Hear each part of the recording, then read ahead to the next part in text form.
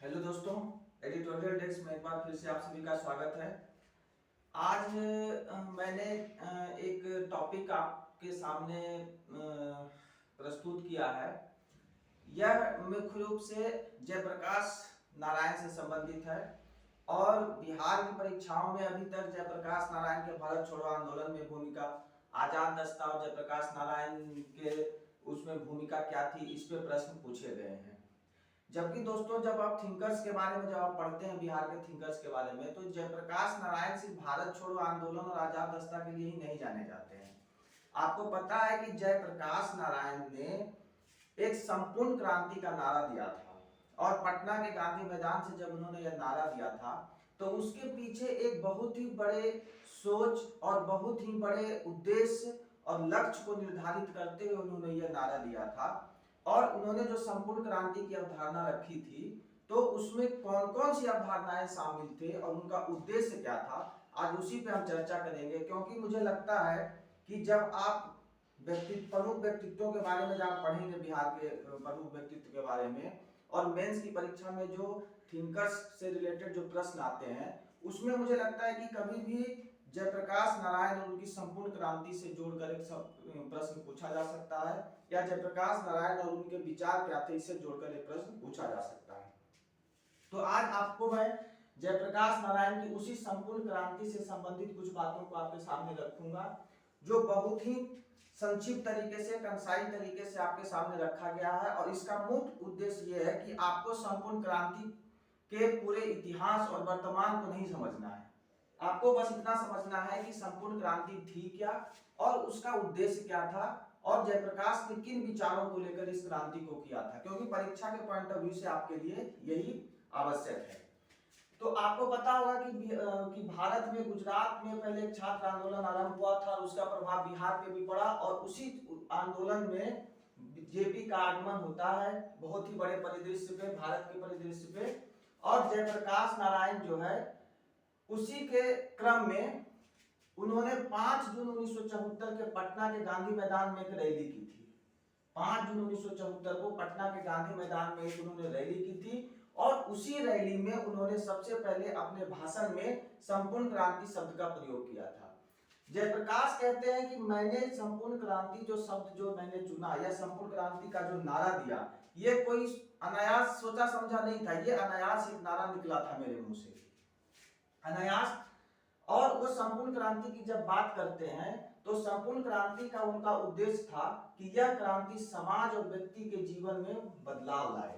यह जो क्रांति थी दोस्तों, उसका मुख्य उद्देश्य था कि यह क्रांति समाज और व्यक्ति के जीवन में बदलाव लाए और संपूर्ण और समग्र व्यवस्था में परिवर्तन हो और सर्वांगीण परिवर्तन वाली हो। व्यक्ति और समाज के किसी खास हिस्से को नहीं कि हाँ हम राजनीति को सुधार देंगे, या हम अर्थव्यवस्था में सुधार कर देंगे, या हम दलितों का उद्धार कर देंगे, ये ऐसी कोई एक उद्देश्य को लेकर चलाई गई क्रांति नहीं थी, या एक उद्देश्य को लेकर यह आंदोलन नहीं किया गया था। ये इसका मुख्य उद्देश्य था कि सर्वांगीण परिवर्तन।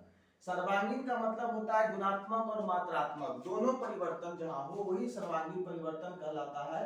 और जीवन के हरेक पहलुओं को छूने वाला हो, मानव जीवन के हरेक पहलुओं को छूने वाला, चाहे वो अर्थव्यवस्था हो, चाहे वो समाज हो, चाहे वो वैचारिक उनके विचार हो, उनका आध्यात्मिक सोच हो, उनकी राजनीतिक सोच हो, उनके सामाजिक सोच हो, जितनी भी सोचे हैं वो उसके सब में व्यवस्था का परिवर्तन करना, उस सब में परिवर्तन ही लाना उनकी संपूर्ण क्रांति का उद्देश्य था। संपूर्ण क्रांति की जब वो बात करते हैं दोस्तों, तो उसमें उन्होंने 7 क्रांतियों को शामिल किया था, यानी उसके 7 आयाम थे। पहला आयाम था जिसको उन्होंने शैक्षिक क्रांति कहा है, दूसरा उन्होंने सांस्कृतिक क्रांति, तीसरा सामाजिक क्रांति, चौथा राजनीतिक क्रांति, पांचवा आर्थिक क्रांति, छठा वैचारिक क्रांति, सातवां आध्यात्मिक क्रांति। ये 7 क्रांतियों को की बात वो करते हैं अपने जो संपूर्ण क्रांति की जब बात करते हैं जयप्रकाश, तो उसमें वो 7 क्रांतियों को रखते हैं, जिसको मैंने यहाँ लिखा है शैक्षिक, सांस्कृतिक, सामाजिक, राजनीतिक, आर्थिक, वैचारिक और आध्यात्मिक। इतनी क्रांतियों की बात करते हैं। आप सोचिए कि जब किसी व्यक्ति के जीवन में ये 7 परिवर्तन होते हैं 7 क्षेत्रों में, तो यह संपूर्ण कहलाएगी या नहीं कहलाएगी। तो इसीलिए इस क्रांति का नाम संपूर्ण क्रांति रखा गया था, क्योंकि ये व्यक्ति के समस्त पहलुओं के में परिवर्तन करने वाली एक क्रांति के रूप में आई थी। अब जब संपूर्ण क्रांति के आपने 7 आयाम जब देखे तो उन्होंने जब शैक्षिक क्रांति की जब वो बात करते हैं तो आपको पता है कि शैक्षिक क्रांति में जयप्रकाश के विचार बहुत हद तक महात्मा गांधी के विचारों से मिलते हैं। महात्मा गांधी ने जिस तरीके से बुनियादी शिक्षा, हर हाथ को काम और शिक्षा को उपयोगी बनाने की शिक्षा पर बात करते हैं। शिक्षा को ऐसी हो जिससे कि लोग शिक्षा के साथ साथ अपने व्यक्तित्व में परिवर्तन लाने के साथ साथ अपने मतलब कि धनार्जन का भी वो साधन बन पाए और उनके जीवन यापन के लिए उनको काम मिल सके, रोजगार मिल सके। इससे जोड़कर वो बुनियादी शिक्षा की बात करते हैं बेसिकली। हालांकि बुनियादी शिक्षा पे जब बात होगी तो इसके विस्तार में मैं जाऊंगा। तो जब जेपी शैक्षिक क्रांति की बात करते हैं तो वो भी कहते हैं कि आत्मनिर्भरता प्राप्ति वाली शिक्षा हो, ऐसी शिक्षा हो जो लोगों को आत्मनिर्भर बनाए। आज आप देखेंगे कि जो भारत सरकार की जो नई पॉलिसी, एजुकेशन पॉलिसी, वो इन्हीं सब बातों को रखी है। आज भारत आत्मनिर्भर भारत की ओर बढ़ रहा है, तो आप सोच सकते हैं कि जेपी ने अपनी क्रांति में आत्मनिर्भरता प्राप्ति की बात करते हैं। वो श्रम मूलक शिक्षा की बात करते हैं और ऐसी शिक्षा जो समसामयिक संदर्भों से जुड़ी हुई हो, यानी कि शिक्षा ऐसी नहीं हो कि आज हमने पढ़ लिया तो मेरे काम की नहीं है। शिक्षा ऐसी हो जो समसामयिक समस्याओं से, समसामयिक विचारों से वो तालमेल खाती हो और लोगों को समसामयिक चीजों के अध्ययन करने में, समसामयिक समस्याओं को निपटाने में वो मदद करती हो और उसे आत्मनिर्भर और स्वावलंबी बनाती हो। तो शैक्षिक क्रांति में वो ये मुख्य रूप से 3 बातों को रखते हैं। दूसरा, वो कहते हैं कि डिग्री आधारित शिक्षा सिर्फ नहीं होनी चाहिए। अभी आप देख रहे हैं आजकल आप खासकर बिहार में कि डिग्री आधारित शिक्षा चलती है कि भाई डिग्री ले लो, एमए कर लो, बीए कर लो, फाइनली कुछ मिलता नहीं और शिक्षित बेरोजगार की श्रेणी में हम शामिल हो जाते हैं। तो आपको डिग्री आधारित शिक्षा नहीं होनी चाहिए। और उन्होंने एक बहुत ही यूनिक कॉन्सेप्ट दिया था शिक्षा में। आज आप जब सरकार की योजनाओं को देखेंगे, सरकार के विचारों को देखेंगे तो वो कहीं ना कहीं यहाँ से जुड़ती है, क्योंकि जेपी कहते हैं कि शिक्षा में हमें ग्राम अदालत, स्वच्छता, अपशिष्ट प्रबंधन और कंपोस्ट की पढ़ाई को आवश्यक करना चाहिए। आज आप देखेंगे भारत सरकार जैविक खेती पे, प्राकृतिक खेती पे, अपशिष्ट प्रबंधन पे, बिहार की 7 निश्चय योजना 2 को जब आप पढ़ेंगे उसमें भी अपशिष्ट प्रबंधन पे बल है ना। तो आप सोचिए कि जेपी के विचार कितने प्रासंगिक और कितने उपयोगी थे कि आज सरकारों के सारे विचार और जाके इनकी इस क्रांति से मिल जाते हैं। तो जेपी की जब शैक्षिक क्रांति को आप पढ़ेंगे तो आप इन चीजों को याद रखना कि उन्होंने आत्मनिर्भर, स्वावलंबी, समसामयिक और श्रम मूलक शिक्षा की बात की है जो गांधी के शिक्षा से कहीं न कहीं मेल खाती है। और दूसरा, डिग्री आधारित शिक्षा नहीं हो, ग्राम अदालत, स्वच्छता, अपशिष्ट प्रबंधन, कंपोस्ट की पढ़ाई को उन्होंने आवश्यक माना था। तो दोस्तों ये रही शैक्षिक क्रांति की बात। जब वो सांस्कृतिक क्रांति की बात करते हैं तो वो कहते हैं कि हमें धार्मिक प्रवृत्तियों, प्रथाओं, रिवाजों में परिवर्तन करना चाहिए। जो जिसको आप आडंबर कर सकते हैं समाज में धर्म के अंदर जो आडंबर है, चाहे किसी भी धर्म में हो, तो वो आडंबर की जो बात करते हैं तो कहते हैं कि इसमें परिवर्तन होकर धर्म का जो मूल स्वरूप है, जो सादगी भरा स्वरूप है और धर्म के जो मूल विचार है, मानव कल्याण और जो मानव जीवन की बेहतरी के लिए और समाज को बेहतर करने के जो उसके उद्देश्य होते हैं धर्म के, उस पर आधारित होनी चाहिए। सामाजिक क्रांति में बहुत बड़े विचार देते हैं ये कहते हैं अंतरजातीय विवाह को प्रोत्साहन दो। अंतरजातीय, अभी आपको पता होगा कि बिहार सरकार ने अंतरजातीय विवाह प्रोत्साहन योजना की घोषणा की है, जिसमें अंतरजातीय विवाह करने पे कुछ आर्थिक लाभ भी प्रदान किए जाते हैं। तो आप जब परीक्षा में लिखें तो इन सब चीजों को ध्यान रखें कि कैसे हम जेपी के विचारों को समसामयिक चीजों से जोड़ सकें। मैंने आपको बताया था कि जब भी आप आंसर राइटिंग करेंगे तो आपको तुलनात्मक और समसामयिक होकर करना है। तो आप देखिए कि जब बिहार में अगर जेपी से क्वेश्चन आता है या अगर आपके पास जाति प्रथा से संबंधित ऐसे आता है या कोई ऐसा प्रश्न पूछा जाता है जो बिहार सरकार द्वारा समाज, लड़कियों के उत्थान में या समाज के उत्थान के लिए किए जा रहे प्रयासों को बताएं, तो उसमें आप ये लिख के अंतरजातीय विवाह वाला पार्ट लिख के आप जेपी के विचारों से जोड़ सकते हैं, आपका आंसर इफेक्टिव होगा। तो अंतरजातीय विवाह को प्रोत्साहन देते हैं, जाति प्रथा समाप्ति की बात करते हैं और उन्होंने नारा दिया था कि जाति पाति तोड़ दो, तिलक दहेज छोड़ दो। आप सोचिए कि कितने प्रोग्रेसिव विचार थे उनके। वो कहते हैं कि जाति पाति तोड़ दो और तिलक दहेज छोड़ दो। बिहार सरकार ने दहेज प्रथा के खिलाफ कानून बना रखा है और हर वो सरकारी अधिकारियों से, सरकारी नौकरी करने वालों से शपथ पत्र ले रही है कि आप दहेज नहीं लेंगे। तो यहाँ पे उनके विचार आपको प्रासंगिक दिखेंगे। राजनीति में वो गांधी के समीप दिखते हैं और राजनीति में वो भारत सरकार की जो वर्तमान जो पॉलिसी चल रही है आजादी के बाद से, उसके काफी करीब वो दिखते हैं। वो कहते हैं कि राजनीतिक व्यवस्था विकेंद्रीकृत होनी चाहिए और लोक प्रतिनिधियों के बीच सत्ता का हस्तांतरण होना चाहिए, जो आप स्थानीय स्वशासन और पंचायती राज संस्थाओं में देखते हैं। तो जेपी उन विचारों को लेकर आगे बढ़ते हैं। मोहल्ला समितियों के गठन पर वो बल देते हैं। वो कहते हैं कि हर मोहल्ले में समिति बनाओ और उसके आधार पे काम करो।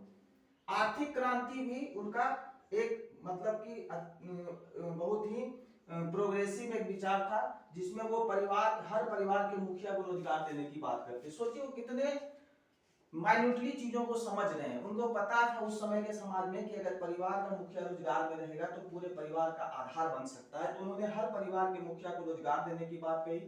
इसके अलावा उन्होंने न्यूनतम जीवन स्तर की सुविधा, यानी बुनियादी जो सुविधाएं होती है, भोजन, वस्त्र और आवास, इसके न्यूनतम जीवन स्तर की सुविधाओं को शामिल करने की वो बात करते हैं।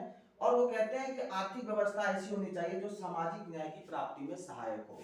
तो आपको इन सब 5 जो क्रांतियां हैं, इस पे आपने थोड़ी बहुत समझ हासिल की होगी। अगला है वैचारिक क्रांति। देखिए, जयप्रकाश नारायण के विचारों पे मार्क्स का भी प्रभाव पड़ता है, गांधी का भी प्रभाव है, विनोबा भावे का भी प्रभाव है। इसीलिए वो भूदान आंदोलन से भी जुड़े हुए हैं। और भूदान आंदोलन के समय उन्होंने सर्वोदय के सिद्धांत को माना और कहा कि सर्वोदय एक बहुत अच्छा सिद्धांत है। ठीक है, तो हालांकि बाद में वो कहते हैं कि गांधीवादी विचारों से उनका थोड़ा बहुत उतना कई जगहों पे वो गांधीवादी विचारों से बेमेल रहे वो, लेकिन मुख्य रूप से वो गांधीवादी विचारों को मानने वाले थे और उनके विचारों पे गांधीवादी विचारों का प्रभाव था। तो उन्होंने कहा कि हमारी जो विचार है, वैचारिक क्रांति होनी चाहिए, हमारे जो विचार होने चाहिए वो गांधी के विचारों से मिलनी चाहिए, विनोबा भावे के विचारों की तरफ अग्रसर होना चाहिए, जिसका उद्देश्य मुख्य रूप से समाज की बेहतरी हो और पूरे समाज को बदलना। आध्यात्मिक क्रांति उन्होंने एक कही थी दोस्तों। आध्यात्मिक क्रांति को लोग सिर्फ धर्म से जोड़ के देखते हैं, लेकिन अध्यात्म ऐसा चीज है जो आपके पूरे जीवन शैली को में परिवर्तन लाता है, पूरे आपकी सोच में परिवर्तन लाता है। और जब आपकी जीवन शैली और सोच बदलती है तो आप समाज को बदलने की क्षमता रखते हैं। तो जेपी उन बातों को कहते हैं, वो कहते हैं कि भौतिक और अभौतिक दोनों आवश्यकताओं की पूर्ति होनी चाहिए। अर्थात अगर आपको जीवन जीने के लिए कुछ भौतिक चीजों की आवश्यकता है तो शांति प्राप्ति के लिए, समाज में कुछ अपना योगदान देने के लिए और समाज की बेहतरी के लिए आध्यात्मिक चीजें, आध्यात्मिक विचारों की प्राप्ति भी जरूरी है। तो ये उसकी बात करते हैं। उन्होंने उपभोक्तावादी संस्कृति का विरोध किया है। वो कहते हैं कि हमें उपभोक्तावादी संस्कृति में नहीं पड़ना है। उपभोक्तावादी संस्कृति का मतलब होता है कि अपने आवश्यकताओं से बहुत ज्यादा किसी चीज का उपभोग करना। जैसे मान लीजिए हमारे पास एक गाड़ी है, ठीक है, परिवार में 4 लोग हैं, एक 4 व्हीलर है, 2 बाइक है, लेकिन उसके बाद भी हम क्या करते हैं कि एक गाड़ी और खरीद लेते हैं, 2 बाइक, और कोई अच्छी बाइक आ गई बाजार में तो भाई पुरानी वाली घर पे लगा दो, एक नई बाइक ले लेते हैं। ठीक है, तो उपभोक्तावादी का मतलब यही होता है कि अपनी जरूरत से बहुत ज्यादा चीजों का उपभोग करना। तो वो उसके खिलाफ थे। फैशन के उन्माद से, वो ये नहीं कहते कि फैशन से बचिए, वो कहते हैं कि फैशन के उन्माद से, यानी इतना भी फैशन ना हो जाए कि उसके लिए लोग पागल हो जाएं। जैसा कि आज आप देख रहे होंगे, खासकर इंस्टाग्राम वगैरह पे आप देखते होंगे कि फैशन के नाम पे क्या क्या चल रहा है। तो फैशन के उन्माद से वो जीने की बात करते हैं। और सादा जीवन उच्च विचार, ये तो राजेंद्र प्रसाद जी ने भी माना था, जेपी ने भी माना, गांधी भी मानते थे, सब कोई मानते थे। तो ये सादा जीवन की भी बात करते हैं। तो दोस्तों ये रही जेपी की संपूर्ण क्रांति। सो संपूर्ण क्रांति में 7 तत्व शामिल थे, ठीक है, जो पूरी तरीके से व्यवस्था परिवर्तन के लिए की गए थे। और इसमें कोई 10, 12, 15 मांगे शामिल नहीं थी। ये संपूर्ण चीजों से, मतलब ऐसा नहीं था, इन्होंने 7 चीजों में विभाजित करके अपने विचारों को रखा था।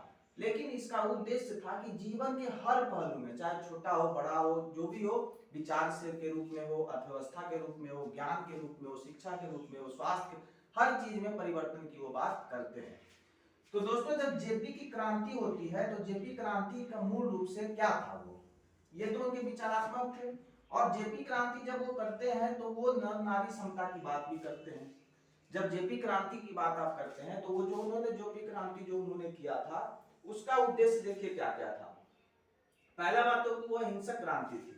जेपी की क्रांति बिल्कुल अहिंसक क्रांति थी और उन्होंने राजनीतिक दलों की भूमिका को नकार दिया था। उनका कहना था कि मेरी क्रांति में हिंसा और राजनीतिक दलों की कोई भूमिका नहीं होगी।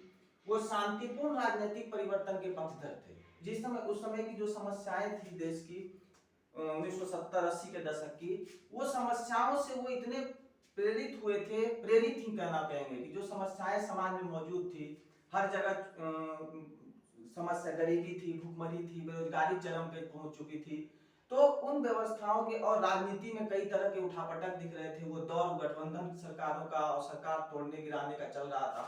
तो इन सब चीजों से वो आहत हो गए और उन्होंने अपनी क्रांति में इन्हीं सब चीजों को उठाया था, जिसमें वो अहिंसा की बात करते हैं, शांतिपूर्ण राजनीतिक परिवर्तन की बात करते हैं। जब आप 2011-12-13 के दरमियान में जो अन्ना का आंदोलन हुआ था, तो अन्ना हजारे के आंदोलन को की छवि की छाप इस पूरे आंदोलन में आपको दिखेगी कि, और आपको ये लगेगा कि अन्ना का आंदोलन कहीं ना कहीं इस जेपी क्रांति के आंदोलन से प्रेरित हो सकता है। और क्योंकि आपको बहुत सारे विचार अन्ना के आंदोलन के और जेपी क्रांति के दोनों सिमिलर दिखेंगे।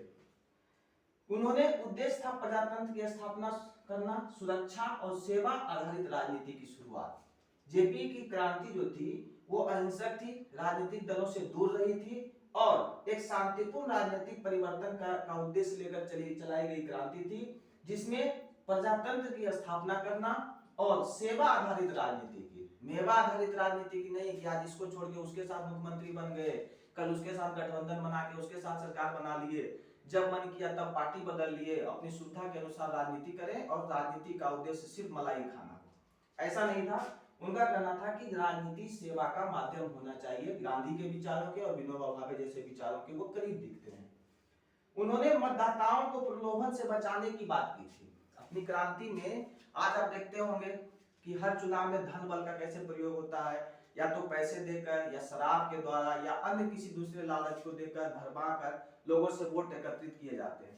तो जेपी उसके विरोध में थे। वो कहते हैं कि मतदाताओं को प्रलोभन से बचाओ, चुनाव में धन बल का उपयोग को रोक दो। आपको पता है कि आजकल चुनाव का मतलब ही है कि जिसके पास जितना पैसा है उतना खर्चा करेगा और फिर जब जीत जाएगा तो उसका 4 गुना वसूल लेगा। तो चुनाव में धन बल के प्रयोग को रोकने की वो बात करते हैं। सत्ता का विकेंद्रीकरण, जो मैंने आपको उनके राजनीतिक विचारों में बताया था वो था। समतावादी समाज की स्थापना और शोषण मूलक समाज की समाप्ति के साथ साथ वो राइट टू रिकॉल की भी बात करते हैं। आपको पता होगा कि अन्ना आंदोलन में भी राइट टू रिकॉल की बात उठाई गई थी। तो दोस्तों, जेपी की क्रांति पे यही कुछ मुख्य विचार थे। मुझे लगता है कि इन इतने पॉइंट्स को अगर आप याद रखते हैं और उनके मूल बिंदुओं को याद रखते हैं तो जेपी पे आप 300-400 वर्ड 500 वर्ड तक का आंसर लिख लेंगे। थोड़े बहुत बैकग्राउंड में आप जेपी के बारे में जानकारी हासिल कर सकते हैं। तो आपको याद रखना है कि 5 जून 1974 में उन्होंने संपूर्ण क्रांति का नारा दिया। संपूर्ण क्रांति में उन्होंने 7 सिद्धांतों को शामिल किया था, जो यहाँ पे है आपको लिखा हुआ, शैक्षिक, सांस्कृतिक, सामाजिक, राजनीतिक, आर्थिक, वैचारिक और आध्यात्मिक। वो एकदम से प्रायोगिक थे, मतलब प्रैक्टिकल थे बिल्कुल।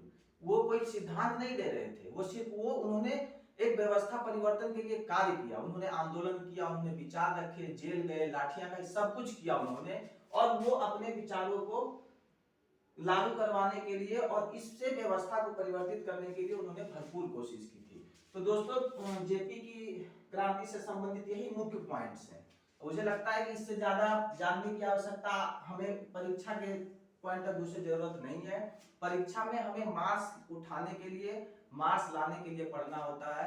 हाँ, अगर हमें ज्ञान के लिए पढ़ना हो कि जेपी की क्रांति क्या थी, जेपी ने क्या किया, तो उनकी एक किताब है मेरी विचार यात्रा, 2 वॉल्यूम की वो किताब है, बहुत सस्ती किताब है, आप उसको पढ़ सकते हैं। लेकिन मेरा मानना है कि ये तब आप पढ़िए जब सेलेक्ट हो जाइए। पहले सिलेक्शन लीजिए जेपी के मुख्य विचारों को जानकर, उसके बाद उनकी विचार यात्रा पढ़ के अपनी विचार यात्रा तैयार कीजिए। परीक्षा के लिए इससे ज्यादा जरूरत नहीं है। अगर इससे ज्यादा आप पढ़ रहे हैं तो परीक्षा में वो नुकसान करेगा, मेरा जहां तक मानना है। आप इतने पॉइंट्स को याद रखिए, इसी को आप अपने शब्दों में लिखने की कोशिश करें और 2-4 बार पढ़ें, आपको याद होगा। कोई बहुत ऐसा चीज नहीं है इसके अंदर जो आपको याद करने में दिक्कत हो। आप अगर गांधी को जब पढ़ रहे हो, अगर आप मार्क्स को आपने पढ़ा, अगर आप समाजवाद को जानते हैं, अगर आप विकेंद्रीकरण के कॉन्सेप्ट को समझ रहे हैं, तो आपके लिए ये बिल्कुल ही आसान होगा। आगे जब और विचारकों की जब बात चलेगी, जब मैं आगे और विचारकों को लाऊंगा, पढ़ाऊंगा, बताऊंगा आपको, तो उसमें जयप्रकाश को साथ साथ में जब कोट करूंगा तो जो भी इसमें छोटी छोटी चीजें हैं, जैसे कि सत्ता का विकेंद्रीकरण, सामाजिक न्याय, न्यूनतम जीवन स्तर क्या है, ये सब पे आगे डिस्कस जीएस की क्लासेस में भी होगी। अभी के लिए बस इतना ही दोस्तों। मुझे उम्मीद है कि जयप्रकाश पे छोटा सा लेक्चर आपको अच्छा लगा होगा। अगर अच्छा लगा हो तो इसको जरूर शेयर कीजिए, लाइक कीजिए और सब्सक्राइब कीजिए और मेरे चैनल से जुड़े रहिए। आपको ऐसे ही छोटे छोटे टुकड़ों में और ऐसे ही बहुत ही संक्षिप्त तरीके से मैं आपको सारे थिंकर्स बताऊंगा और आप बिना रटे सिर्फ 2-4 बार इस वीडियो को देख के आप परीक्षा में अच्छे अंक ला सकते हैं। धन्यवाद।